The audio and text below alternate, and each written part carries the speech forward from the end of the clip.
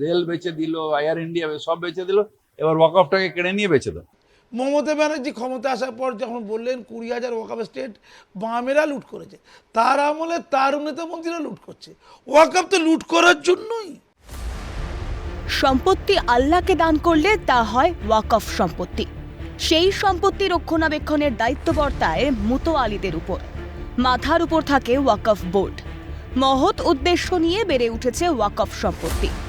উদ্দেশ্য একটাই যে আমার এই 100 বিঘা সম্পত্তি রেখে দিলে আমার যারা মানে ইয়ার্স থাকবে, নেক্সট জেনারেশন থাকবে, তারা সম্পত্তি বিক্রি করে উড়িয়ে দিতে পারে, অসৎ পথে চলতে পারে।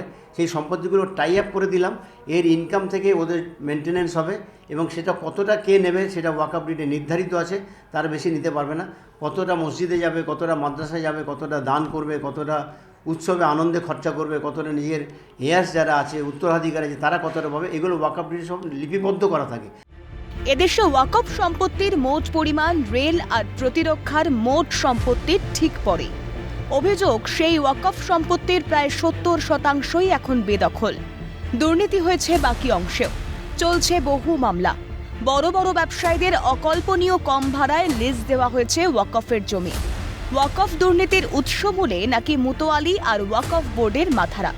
দখলদার, অবৈধ দখলদার, ওয়াকফ সম্পত্তি অপব্যবহারকারীদের তালিকায় নাম আছে নাকি বিশিষ্টজনদেরও।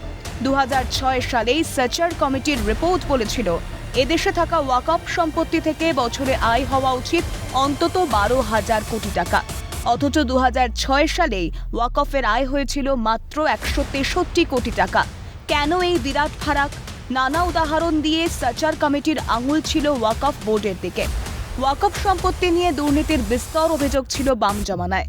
ক্ষমতায় এসে সেই দুর্নীতির অভিযোগের তদন্তে সিবিআইকে চেয়েছিলেন মমতা বন্দ্যোপাধ্যায়। ওয়াকফ আইনের কথা স্মরণ করিয়ে দিয়ে তদন্তে অপারগতার কথা জানিয়েছিল সিবিআই। তাই কি মমতার শাসনেও ওয়াকফে দুর্নীতির অভিযোগ? সবচেয়ে বেশি লুট হয় যে প্রপার্টির, সেটা হচ্ছে ওয়াকফ প্রপার্টি, 1 নম্বরে আছে লুটে। সারদা, রোজভ্যালি এইসব গল্প বলেন না, মানে সবগুলো ধারে কাছে আসবে না ওয়াকফের কাছে। মমতা ব্যানার্জি ক্ষমতা আসার পর যখন বললেন 20,000 ওয়াকফ স্টেট বামেরা লুট করেছে, তার আমলে তার নেতা মন্ত্রীরা লুট করছে। ওয়াকফ তো লুট করার জন্যই। ওয়াকফে দুর্নীতির অভিযোগ দেশ জুড়ে। দিল্লি ওয়াকফ বোর্ডে 100 কোটি টাকা দুর্নীতির অভিযোগে চলতি বছরেই ইডি গ্রেফতার করেছে আপ বিধায়ক আমানাতুল্লাহ খানকে। অভিযোগ, 1995 সালের ওয়াকফ আইনের ফাঁক গলে নাকি কারবার করেছে দুর্নীতির চক্র। আইনে তাই সংশোধনী আনতে চায় মোদী সরকার। গড়া হয়েছে যৌথ সংসদীয় কমিটি। সেই কমিটির বৈঠকেও নাকি উঠে এসেছে কর্ণাটকের ওয়াকফ কেলেঙ্কারির কথা। এমনকি মল্লিকার্জুন খার্গের বিরুদ্ধে অভিযোগও। তাই কি ওয়াকফ বিল এখন শাসক বিরোধী লড়াই? ওয়াকফ সম্পত্তি রক্ষার চেয়েও নজর বেশি মুসলিম ভোটে। কেন্দ্রীয় সরকার সব এখন আর পয়সা নেই, বিক্রি করতে চায়। ওয়াকফের ল্যান্ডও ছিনিয়ে নিয়ে, ওয়াকফ কি? ওয়াকফ হয়েছে যে প্রপার্টি অফ আল্লাহ, যেটা দিয়ে মসজিদ হয়, সেটার খরচা দিয়ে সেটাকেও নিয়ে বেচে দেবে। আসলে রেল বেচে দিল, এয়ার ইন্ডিয়া সব বেচে দিল, এবার ওয়াকফটাকে কেড়ে নিয়ে বেচে দাও। ওয়াকফকে কেউ এভাবে ধ্বংস করতে পারে না, কারণ once a Waqf always a Waqf.